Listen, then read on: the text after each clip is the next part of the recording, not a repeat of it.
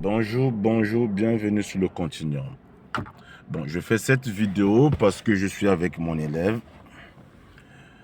Je vais m'adresser aux élèves avant de s'inscrire à l'auto-école qui conduisent avec leurs parents. C'est un couteau à double tranchant.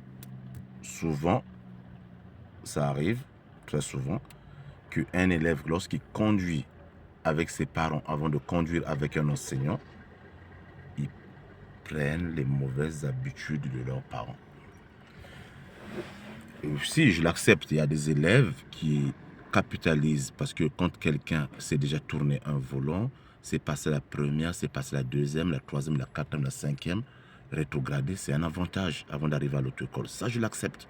Mais ça devient un désavantage lorsque il y a des mauvaises habitudes qui sont installées. C'est comme de la vie courante, hein. Les bonnes habitudes sont difficiles à acquérir, mais les mauvaises habitudes sont faciles. Tu as un copain ou une copine qui fait l'idiot, c'est facile d'acquérir ces mauvaises habitudes-là que d'acquérir les bonnes habitudes d'un copain ou d'une copine qui a de bonnes notes à l'école. C'est normal, c'est humain. Je ne sais pas comment Dieu a créé ce truc-là, mais c'est comme ça. S'asseoir devant une télévision, manger, c'est plus facile que d'aller dans une salle de sport, faire du jiu-jitsu ou du judo, s'entraîner au sport. C'est plus difficile. Et pourtant, aller dans une salle de sport, faire du sport de combat ou bien aller faire du sport, c'est une bonne habitude. Mais la mauvaise habitude de s'asseoir devant la télé et manger, elle est plus facile à acquérir. Mais difficile à enlever. C'est pour cela que tu verras des élèves qui ont un bon niveau, qui arrivent tellement vite sur des intersections. Parfois, tu répètes, tu as l'impression de parler à un arbre. Ça arrive, on est à 50 mètres du giratoire, l'élève est encore en 4e. Et quand tu lui poses la question, tu dis, mais j'ai encore le temps. Et ça passe pas à l'examen. On acquiert les mauvaises habitudes des parents qui vous apprennent à conduire. Il faut apprendre à capitaliser. Oui, mon père m'a appris à mettre la première, à tourner le volant. C'est un avantage. Mais à un moment donné, quand j'arrive devant un enseignant de la conduite, j'essaye d'acquérir le positif qui va me donner et de modifier de mauvaises habitudes. C'est pour cela qu'on voit des élèves qui n'ont aucune appréhension, pas de peur au volant, mais qui n'arrivent pas à valider leur permis. Parce qu'ils font ce que les inspecteurs n'attendent pas. Quel est cet inspecteur qui peut donner le permis à un élève qui arrive en 4e, le giratoire est à 50 mètres, il est encore en 4e? Il va se poser des questions, il va se dire, mais il y a un problème. À quel moment tu vas agir si et seulement s'il y a un problème? Ou bien, on met